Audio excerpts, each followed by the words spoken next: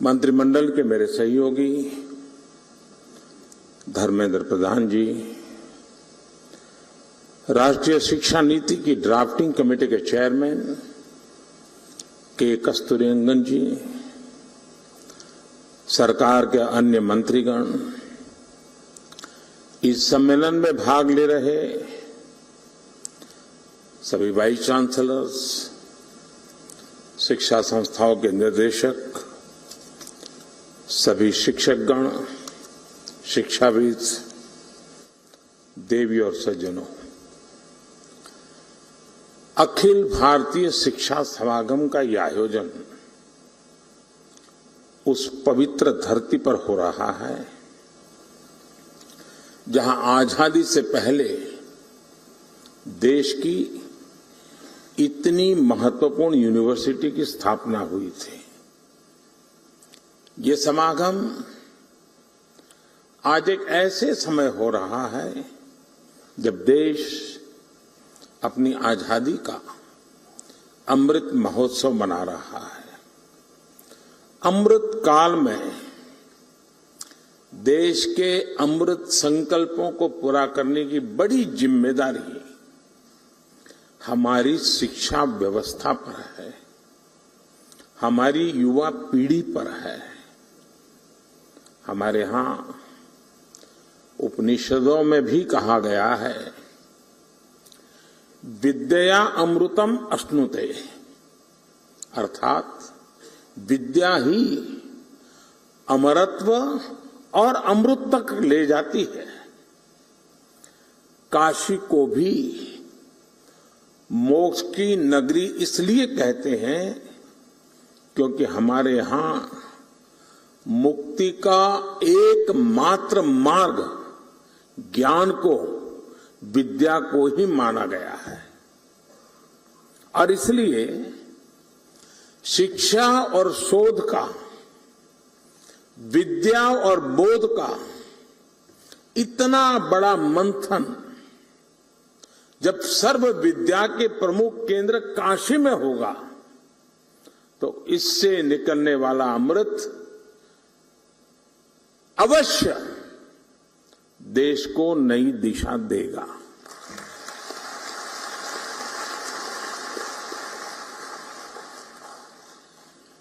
मैं इस अवसर पर महामना मालवीय जी के चरणों में नमन करते हुए इस आयोजन के लिए आप सभी को शुभकामनाएं देता हूं। मैं काशी का सांसद हूं। मेरी काशी में आप पधारे हैं तो एक प्रकार से मैं होस्ट भी हूं।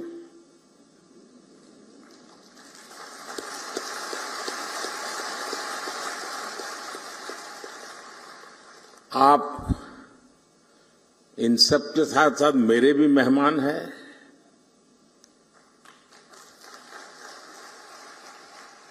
मुझे विश्वास है कि व्यवस्थाओं में ज्यादा आपको असुविधा नहीं होगी। प्रबंध करने का सबने भरपूर प्रयास भी किया होगा, लेकिन फिर भी अगर कोई कमी रह गई है तो दोष मेरा रहेगा।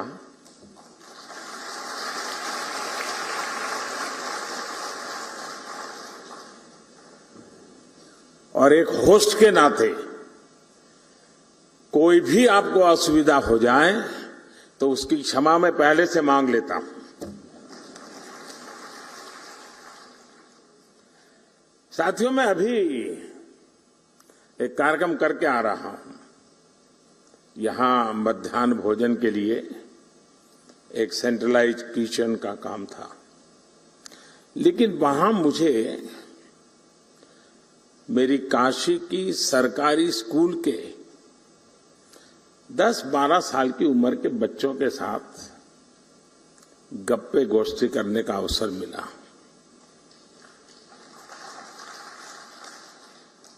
और वहां से निकल करके यहां आया हूं।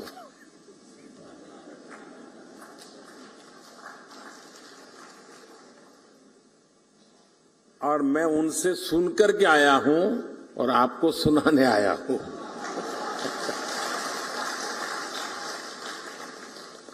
और मुझे कहना होगा,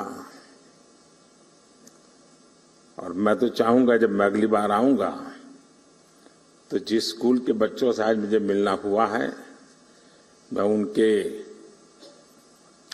जो टीचर्स हैं उनको मिलना चाहूंगा।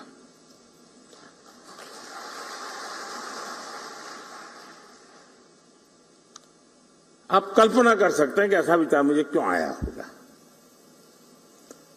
मेरे मन पर इतना प्रभाव पैदा हुआ, 10-15 मिनट का ही वो अवसर था मेरे पास, लेकिन जो प्रतिभा उन बच्चों में थी, जो टैलेंट थी, जो कॉन्फिडेंस था और जो विविधता थी, और वो भी एक सरकारी स्कूल के हमारे सामान्य परिवार के बच्चों की।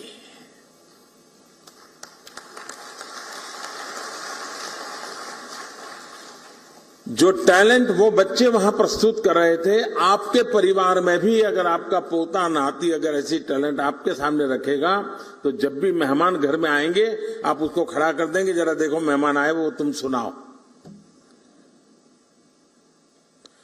मेरा कहने का तात्पर्य है कि वर्तमान पीढ़ी का ये सामर्थ्य, उनकी क्षमता, जब वो आप जहां है वहां पहुंचेंगे, पद पे नहीं, उस इंस्टीट्यूट में, आप तो नहीं होंगे, आप ऐसे इंस्टीट्यूट बना के जाएंगे कि इस प्रतिभा के बच्चे आने वाले दिनों में आने वाले हैं, उनको वहां कमी नजर ना आए। ये काम सबसे बड़ा आपके जिम्मे है।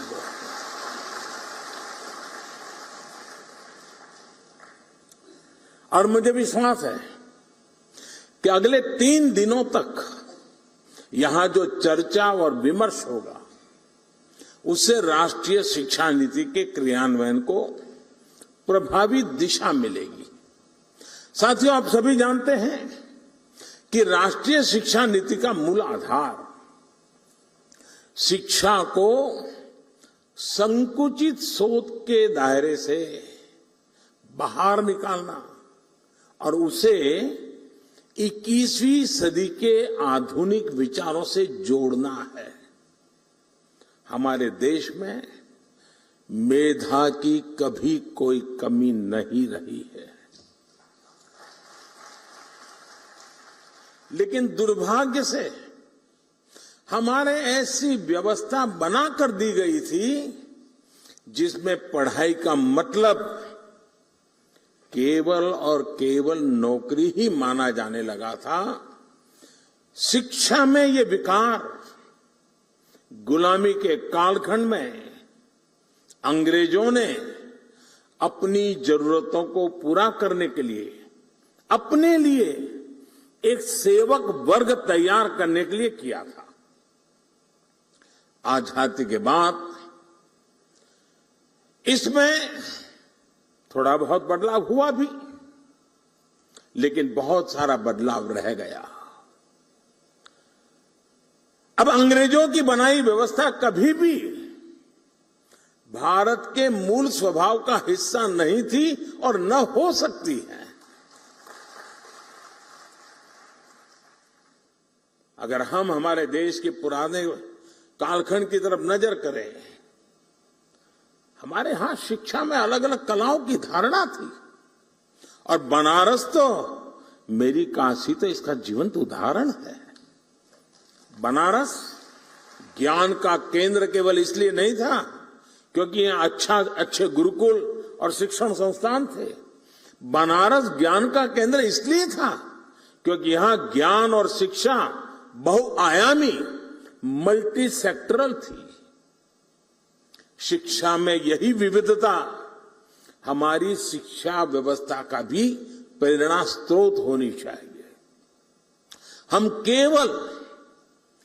केवल डिग्री धारक युवा तैयार न करें, बल्कि देश को आगे बढ़ने के लिए जितने भी मानव संसाधनों की जरूरत हो, हमारी शिक्षा व्यवस्था वो देश को उपलब्ध कराएं, देश को दे। इस संकल्प का नेतृत्व हमारे शिक्षकों और शिक्षण संस्थानों को करना है। हमारे शिक्षक जितनी तेजी से इस भावना को आत्मसात करेंगे, छात्र छात्राओं को, देश के युवाओं को उतना ही ज्यादा, देश के आने वाले भविष्य को भी उतना ही ज्यादा लाभ होगा। साथियों, नए भारत के निर्माण के लिए नई व्यवस्थाओं का निर्माण, आधुनिक व्यवस्थाओं का समावेश उतना ही जरूरी है। जो पहले कभी नहीं हुआ, जिन लक्ष्यों को पाने की देश ने कल्पना भी नहीं करता था, वो आज के भारत में हकीकत हमारे सामने निर्माण हो रही है। अब आप देखिए, कोरोना की इतनी बड़ी महामारी से हम न केवल इतनी तेजी से उभरे, बल्कि आज भारत दुनिया की सबसे तेजी से बढ़ रही बड़ी अर्थव्यवस्थाओं में एक है। कितनी अहम है, इसका एक उदाहरण मैं अपने गुजरात के मुख्यमंत्री काल के शुरुआत के कालखंड का एक अनुभव बताता हूं। मैं नया मुख्यमंत्री बना था, सरकार वरकार की दुनिया से मेरा कोई नाता ही नहीं था, मैं बहुत दूर था, अचानक काम आया था, तो मैंने एक कार्यक्रम बनाया था। मेरे सभी सचिवों को मैंने कहा कि आप ही आपके डिपार्टमेंट के मुख्यमंत्री हैं और मुझे बताइए 5 साल में आप अपने डिपार्टमेंट को कहां ले जाओगे, कैसे ले जाओगे, अचीव क्या करोगे, उससे गुजरात के सामान्य मानवी के जीवन को क्या लाभ होगा, उसका विजन और पूरी डिटेल के साथ प्रेजेंटेशन कीजिए। ये मैंने सभी विभागों के सचिवों को कहा और हर दिन शाम को 5 बजे सभी मेरी मंत्रिपरिषद के मंत्री और सभी सचिव हम बैठते थे और एक सचिव आकर के अपने विभाग का पूरा प्रेजेंटेशन देते थे, फिर डिबेट होती थी। सभी सचिव, जो पहले भी कोई एग्रीकल्चर सचिव रहा होगा वो भी वहां बैठा हुआ है, सब लोग अपने अपने विचार रखते थे, डिबेट होती थी, हमारे मंत्री भी डिबेट करते थे। मैं सुनता रहता था, सीखने का प्रयास करता था। एक दिन, और ये कार्यक्रम मेरा करीब महीने भर चला था और शाम को 5 बजे शुरू होता था, रात 10 बजे तो बड़ी मुश्किल से घर जाने की इजाजत मिलती थी और बड़ा ही इंटेंस वो कार्यक्रम चला और शायद हिंदुस्तान के इतिहास में पहली बार ऐसा हुआ होगा। तो मेरे यहां उद्योग के जगत के संबंधित प्रेजेंटेशन हुआ। आने वाले दिनों में वो औद्योगिक क्या क्या देखते हैं, आने वाले दिनों में औद्योगिक विकास कैसा होगा, सारा बता रहे थे। तो कार्यक्रम पूरा होते ही शिक्षा सचिव मेरे पास आए, क्योंकि दूसरे दिन शिक्षा सचिव का कार्यक्रम था। उसने कहा, साहब मैं कल नहीं कर पाऊंगा। मैंने कहा, क्या बात करते हो भाई, 1 महीने पहले आपको तैयारी करने के लिए कहा और आप लास्ट मोमेंट कह रहे हैं मैं नहीं कर पाऊंगा। उन्होंने कहा, तैयार तो है, मैं कर सकता हूं, लेकिन आज जो मैंने औद्योगिक विकास का जो प्रेजेंटेशन देखा, उसको देख करके मुझे लगता है कि हमारा उनका कोई मेल ही नहीं है। हम बाएं जा रहे हैं, वो दाएं जा रहे हैं। तो मैं इसकी लाइट में मेरे जो प्रेजेंटेशन है उसको मॉडिफाई करने के लिए मुझे समय चाहिए, तब जाकर के हम एक इंक्लूसिव ग्रोथ की दिशा में साथ मिलकर के शिक्षा हो, इंडस्ट्री चल सकते हैं। हमें भी अब तो पूरी दुनिया का पता होना चाहिए, हर यूनिवर्सिटी में काम होना चाहिए कि दुनिया आगे किस तरफ जा रही है, कैसे जा रही है, उसमें हमारा देश कहां है, उसमें हमारे युवा कहां है। आने वाले 15-20 साल उन बच्चों के हाथ में भारत होने वाला है, उनको मैं कैसे तैयार कर रहा हूं, ये हमारा बहुत बड़ा दायित्व है दोस्तों। और इसी तर्ज पर हमारे सभी शिक्षण संस्थानों को भी खुद से पूछने की जरूरत है कि क्या हम फ्यूचर रेडी हैं? मैं आज दिन बिता रहा हूं, एग्जाम ले रहा हूं, कॉन्वोकेशन कर रहा हूं, क्या यही मैं जिस पद पर हूं वही काम है? क्या मेरा काम यह है कि मैं ऐसी संस्थान खड़ी करके जाऊंगा कि आज जो बच्चा मेरे स्कूल कॉलेज में आएगा, आजादी के जब 100 साल होंगे, जब वो बहुत बड़ी महत्वपूर्ण भूमिका निभाता होगा, तब मेरा देश वहां पहुंचेगा। मैं वो व्यवस्था आज पैदा करके जाऊंगा। आप सबको वर्तमान को संभालना है, आपके पहले जो करके गए हैं उसको आगे बढ़ाना है, लेकिन आज जो काम कर रहे हैं उनको फ्यूचर के लिए ही सोचना होगा और व्यवस्थाएं फ्यूचर के लिए विकसित करनी होगी। और क्योंकि आज बच्चों की जिज्ञासा ऐसी होती है जिनके उत्तर, अभी मैंने कहा, मैं जिन बच्चों को मिलकर आया हूं, आपको भी घर में पता चलता होगा, छोटे छोटे आपके पोते पोती भी आपको सवाल पूछते होंगे, आपके नन्हे मन्ने बेटे अगर सवाल पूछते होंगे, आपको सोचना पड़ता होगा, अरे भाई ये कहां सर खा रहा है? वो सर नहीं खा रहा है, और का सर उसको जवाब नहीं दे पा रहा है। दोस्तों, वो सामर्थ्य आपके हर किसी के घर में ये अनुभव आया होगा जी। आज की पीढ़ी जिन बातों को लेकर के आती है, वो तो गूगल पर 10 चीजें सवाल पूछते, बोले आप क्या कह रहे हो? गूगल तो ये कह रहा है, आपको काउंटर करता है बच्चा। अब ये बच्चे आपकी यूनिवर्सिटी में 10 साल के बाद आएंगे, तब क्या हाल होगा आपका? हमें अभी से तैयार करना होगा अपने आप को। आप घर में भी उसके अपने बच्चों के साथ मिसमैच अनुभव कर रहे हैं। जब स्कूल कॉलेज के कैंपस के अंदर बहुत बड़ी मात्रा में युवा पीढ़ी होगी, इस प्रकार से नई सोच के साथ आई होगी, और हम वहां उसके योग्य नहीं होंगे, तो उनके साथ कितना बड़ा गहरा अन्याय हो जाएगा दोस्तों। और इसलिए आवश्यक है कि हम भविष्य को जाने, समझे, व्यवस्थाओं को विकसित करें। मैं अभी कुछ दिन पहले डिजिटल इंडिया अभियान के तहत गांधीनगर में एक एग्जीबिशन देखने गया था। वहां सरकारी स्कूल के बच्चे थे, 12वीं 10वीं या 11th के बच्चे थे। वहां बच्चों ने जो प्रोजेक्ट तैयार किए थे, जो आइडियाज रखे थे, मैं बहुत उसको समझने की, देखने का प्रयास कर रहा था, और मैं प्रभावित हुआ था इन बच्चों के काम से। रिसर्च का ऐसा पोटेंशियल, कम उम्र में ऐसे ऐसे इनोवेशन वाली बातें सुनकर मैं दंग रह गया। वहां कई बच्चे बायोटेक और जेनेटिक्स में इंटरेस्टेड थे।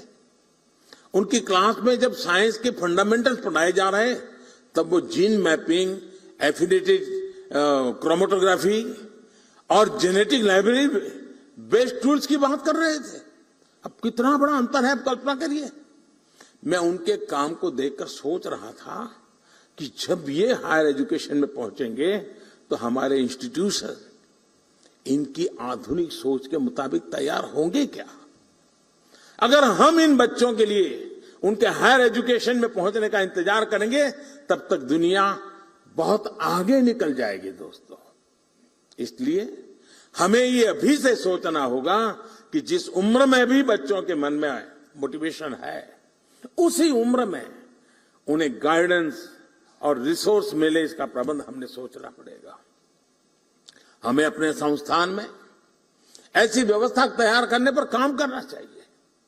साथियों, इस महीने के आखिर में 29 जुलाई को राष्ट्रीय शिक्षा नीति को 2 साल पूरे होने वाले हैं।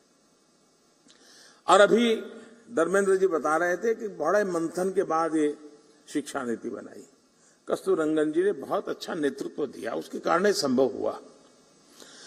और इतना विविधता भरा देश और राष्ट्रीय शिक्षा नीति का इस प्रकार से स्वागत हो, ये अपने आप में बहुत बड़ी सिद्धि है जी, बहुत बड़ी सिद्धि है। लेकिन इसकी विशेषता देखिए, इसको बनाने में तो मंथन हुआ। आमतौर पर सरकार का स्वभाव होता है, एक डॉक्यूमेंट बन जाता है, वो डॉक्यूमेंट समय के भरोसे छोड़ दिया जाता है, कुछ व्यक्तियों के भरोसे जोड़ जाता है। आपके भी टेबल पे तो कुछ दिन शोभा बढ़ाता है डॉक्यूमेंट, फिर वो भी टेबल पे से हट जाता है, कोई नया डॉक्यूमेंट आता है, वो जगह ले लेता है, बात वहीं समाप्त हो जाती है। इस अनुभव आपको भी है, यहां बैठे हुए लोगों को भी है। हमने ऐसा नहीं होने दिया। हमने हर पल इस राष्ट्रीय शिक्षा नीति को जिंदा रखा है। मैं स्वयं भी इतने कम समय में कम से कम 25 सेमिनार में गया हूं, शायद 25 से ज्यादा, और इसी विषय पे मैं बोलता रहा हूं। ये रिपोर्ट देने के बाद स्वयं कस्तूरी रंगन जी लगातार संवाद कर रहे हैं, हर क्षेत्र के लोगों से संवाद कर रहे हैं, उनके क्लैरिफिकेशन चाहिए समझा रहे हैं, उसके पीछे का विजन क्या है, बैकग्राउंड इंफॉर्मेशन वो समझा रहे हैं। पूरी सरकार के सभी डिपार्टमेंट लगातार कोशिश कर रहे हैं कि ये, क्योंकि 30 साल के बाद आया हुआ डॉक्यूमेंट सिर्फ कागज का ढर्रा हमारे पास पहुंच जाने से होगा नहीं जी। आप भी यहां जब 3 दिन मंथन करोगे, उसकी कई बारीकियां हैं जो शायद आपने पूरा पन्ना पढ़ लिया होगा, लेकिन अब नई तरीके से आपके सामने उजागर होगी। इसलिए अपनी यूनिवर्सिटी के अंदर भी ऐसे ही निरंतर मंथन की योजना बना करके यहां से जाना। सिर्फ यहां से आप सुन करके मत चला जाना, आपके साथ जुड़े हुए जो बाकी साथी हैं वे भी ऐसा ही मंथन करें, उसमें से और अमृत निकाले जी, तब जाकर के इसका लाभ होगा। और इसके इम्प्लीमेंटेशन की उसके लिए जो चुनौतियां हैं, उसकी हर बारीकी पर हमें गौर किया करते रहना चाहिए। साथियों, आज जब कोई काम अपने हाथों में लेता है तो समस्याएं का समाधान भी तेजी से निकलता है। समस्या समझ करके यार मैं कहां पढ़ूं इसमें, तो समाधान कभी नहीं निकलता है। साथ ही इन 2 सालों में देश राष्ट्रीय शिक्षा नीति को लागू करने की दिशा में कई ठोस कदम उठा चुका है। इस दौरान एक्सेस, क्वालिटी और फ्यूचर रेडीनेस जैसे जरूरी विषयों पर हुई वर्कशॉप ने भी बहुत बड़ी मदद की है। देश विदेश के एकेडमिशियंस, इनसे जो चर्चाएं हुई, मेरा भी देश के शिक्षा मंत्रियों के साथ, शिक्षाविदों के साथ जो संवाद हुआ, उसने भी इसी गति को आगे बढ़ाया है। और अभी कुछ दिन पहले हमारे धर्मेंद्र जी ने देश भर के शिक्षा मंत्रियों को भी बुलाया था, जैसे आपके साथ चर्चा कर रहे हैं, उनके साथ भी की थी। लगातार कोशिश हो रही है कि इन चीजों को हम 100% साकार कैसे कर पाए।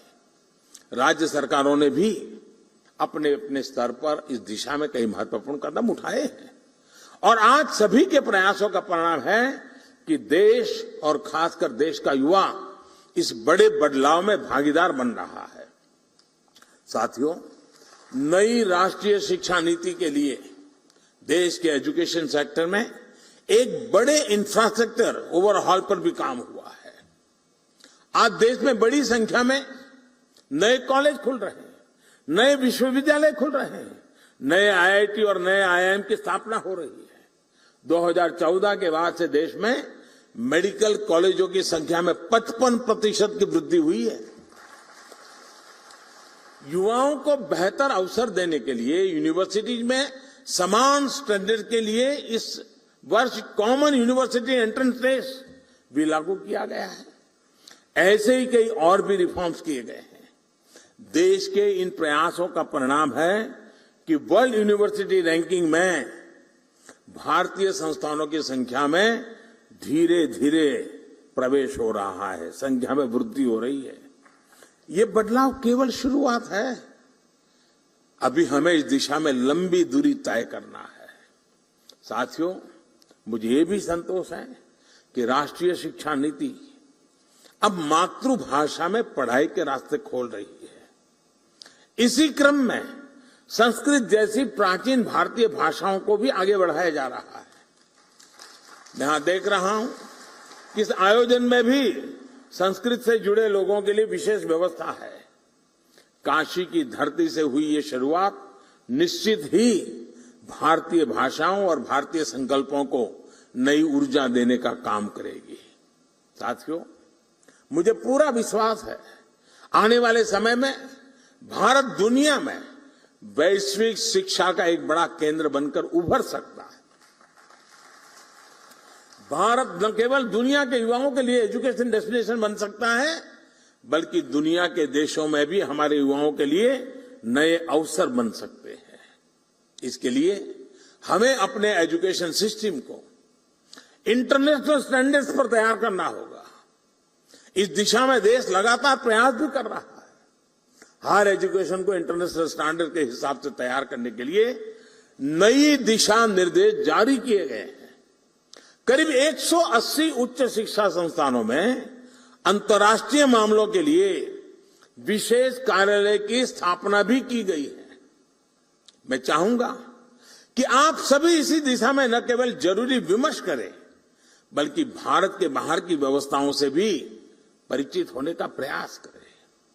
ये नई व्यवस्थाएं भारत की शिक्षा व्यवस्था को अंतर्राष्ट्रीय अनुभवों से भी जोड़ने में मदद करेगी। साथियों, इन 3 दिनों में आप लोग अलग अलग सेशन में कई महत्वपूर्ण विषयों पर चर्चा करने वाले हैं। मैं चाहूंगा कि आप इस चर्चा से देश के लिए अलग अलग क्षेत्रों में नए रास्ते खुले, युवा पीढ़ी का मार्गदर्शन हो। दुनिया के कई देशों ने अलग अलग क्षेत्रों में जो रफ्तार पकड़ी है, उसमें एक बड़ा योगदान वहां की यूनिवर्सिटीज का भी है। यूनिवर्सिटी लगातार सामाजिक, आर्थिक और वैज्ञानिक विषयों पर रिसर्च करती है, सरकार को सुझाव देती है। यही कल्चर, यही कार्य पद्धति हमें अपने यहां भी विकसित करने की जरूरत है। इससे यंग जनरेशन को देश और देश की नीतियों की समझ आती है और उसकी संभावनाओं से भी परिचित होते हैं। मेरा हमेशा से मानना रहा है कि देश के युवाओं की इनोवेटिव सोच और नए आइडिया से नई व्यवस्थाओं को भी ज्यादा से ज्यादा जुड़ना चाहिए। इससे फ्रेश टैलेंट आता है, फ्रेश आइडियाज आते हैं। मैं चाहूंगा कि इसे लेकर भी आप सब चर्चा करें, कोई रोड मैप तैयार करें। यूनिवर्सिटी कैसे सरकार के साथ अलग अलग क्षेत्रों में पार्टनरशिप कर सकती है, इस बारे में भी सोचा जाना चाहिए। अपनी एक्सपर्टीज आपको ही तय करनी है।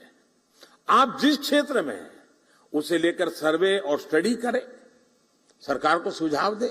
आपकी यूनिवर्सिटी का जो 50-100 किलोमीटर का जो दायरा होगा, वहां की जन सामान्य की समस्याएं क्या है, उसके उपाय क्या है, रिसोर्सेज क्या है, उस रिसोर्सेज के लिए क्या किया जा सकता है, वहां के सामान्य व्यक्तियों की वृत्ति प्रवृत्ति क्या है। आपके स्टूडेंट को एक प्रोजेक्ट मिल जाएगा, स्थानीय रूप से बढ़िया रिपोर्ट बनेगा। सरकार की कोई योजना चलती है तो उसकी अच्छाइयां क्या है, कमियां क्या है, सुधार की संभावनाएं क्या है, बढ़िया रिपोर्ट बन सकता है। ये सारी बातें सरकार के अंदर गंभीरता से कर लिया जाए, बहुत बड़ा परिणाम आता है। मुझे याद है, मैं गुजरात में था तो एक बार सरदार पटेल यूनिवर्सिटी में मेरा कार्यक्रम था। सरदार पटेल यूनिवर्सिटी के लोगों ने रूरल डेवलपमेंट पे काफी रिसर्च करके कुछ किताबें तैयार की थी। उस दिन उन्होंने मुझे गिफ्ट की। मैंने जरा बड़ी बारीकी से उसको देखा, मुझे बड़ा इंटरेस्ट लगा। मैंने डिपार्टमेंट को काम दिया। मैंने कहा, भाई ये जो स्टूडेंट्स ने काम किया है, आप जरा देखिए सरकार जहां जा रही है और ये बच्चे जो कह रहे हैं उसमें कितना अंतर है, और आप हैरान हो जाएंगे। उसमें से बहुत सी चीजें मुझे रूरल डेवलपमेंट के मेरे काम में इतनी मदद आई। विद्यार्थियों ने, टीचर्स ने किया हुआ काम था, जो सरकार में एयर कंडीशन कमरे में बैठ करके निर्णय करना मुश्किल होता है जी।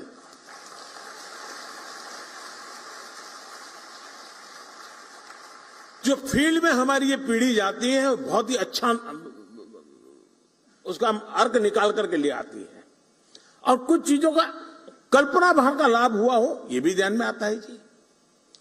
और मुझे विश्वास है हमें उससे, अब जैसे हमारे यहाँ एग्रीकल्चर यूनिवर्सिटी है, अब एग्रीकल्चर यूनिवर्सिटी लैब में जो करती है कितना ही अच्छा काम करे, लेकिन उसको सर्टिफिकेट भी मिल जाए, इंटरनेशनल मैगजीन में उसका आर्टिकल भी छप जाए, उसको डिग्री भी मिल जाए,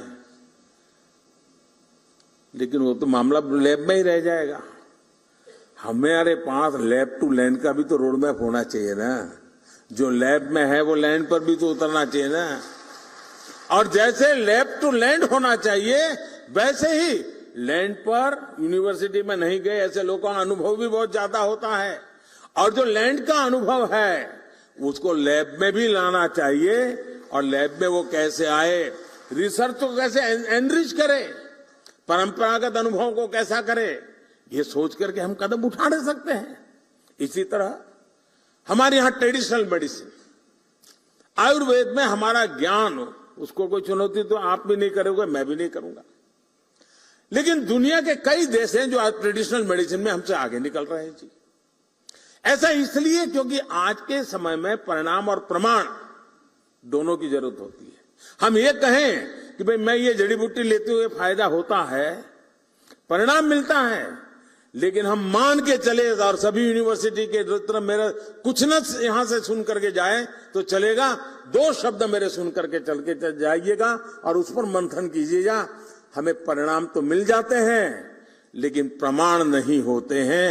और इसलिए हमारे पास परिणाम के साथ साथ प्रमाण होने चाहिए, हमारे पास डेटाबेस होना चाहिए, हमारे पास उसका पूरा डिटेल रिकॉर्ड होना चाहिए, कहां से कैसे बदला हुआ है। हम भावनाओं के आधार पर दुनिया नहीं बदल सकते जी, दुनिया के सामने उसे मॉडल के रूप में प्रस्तुत नहीं कर सकते, और इसलिए परिणाम होने के बावजूद भी प्रमाण की आवश्यकता आज के विश्व को बहुत जरूरी है। और इसलिए अब हमारी यूनिवर्सिटीज को जो परिणाम से हम परिचित हैं लेकिन जिसमें प्रमाण का अभाव है, उन प्रमाण की पूर्ति करने के लिए मैकेनिज्म बनाना, व्यवस्थाएं विकसित करना है, परंपराएं विकसित करना, ये आप सब साथियों की मदद के बिना होना नहीं हुई है। एविडेंस बेस्ड ट्रेडिशनल मेडिसिन पर रिसर्च का ये काम भी हमारी यूनिवर्सिटी बहुत अच्छी तरह कर सकती है। साथियों, हमारे देश में डेमोग्राफिक डिविडेंड हमारी बहुत बड़ी ताकत है, चर्चा भी करते हैं, लेकिन क्या कोई यूनिवर्सिटी है जिसने इसका स्टडी किया है कि आखिर ये डेमोग्राफिक डिविडेंड है क्या? क्या दुनिया में जब डेमोग्राफिक डिविडेंड का अवसर आया था तब उस दुनिया के उस देश ने किस प्रकार के कदम उठाए थे, वहां की यूनिवर्सिटी कैसे व्यवहार करती थी और उसका बेनिफिट कैसे लिया? बहुत बार हमको कहते हैं, दोहराते हैं, लेकिन डेमोग्राफिक डिविडेंड की संभावनाओं पर हम क्यों न काम करें? उस सामर्थ्य का उपयोग हम आने वाले 20, 25, 30 साल के लिए देश को कैसे दे सके? ऐसे ही हम देखते हैं, अब दुनिया के देशों की स्थिति देखिए, समृद्ध से समृद्ध देश भी इस बात से परेशान है कि वहां लोगों की आयु बहुत बढ़ रही है, एजिंग प्रॉब्लम है, और युवा पीढ़ी न के बराबर हो रही है। बहुत बड़ा बल्क बुजुर्गों का है, उनको जो दुनिया चलानी है उसको चला नहीं पाते हैं। अब ये चक्र ऐसा है, हर एक को आना ही आना है। आज हमारा देश युवा है, कभी हमारा देश भी ऐसा ही होगा जिसमें युवा कम होंगे, वृद्ध ज्यादा होंगे, वो दिन आने वाले हैं। क्या दुनिया में अभी से कोई है जो इस प्रकार के वृद्धत्व के कारण उस देश की जो स्थितियां बनी है उसके सॉल्यूशन के लिए उन्होंने रास्ते क्या खोजे हैं? यूथ का अभाव में वो समस्याओं का समाधान कैसे कर रहे हैं? कौन सा ऐसा मैकेनिज्म बनाया है कि चीजें बड़ी स्मूथली आगे बढ़ रही है? ये सारे सोचने का काम मेरी यूनिवर्सिटीज का सहज स्वभाव होना चाहिए।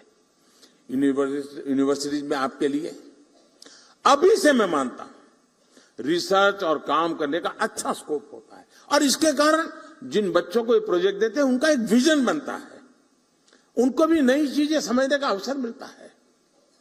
अब क्लाइमेट चेंज की इतनी बड़ी चर्चा हो रही है, क्लाइमेट के फील्ड में भी हमारे लोग अगर काम करें तो असीमित संभावना है हमारे पास।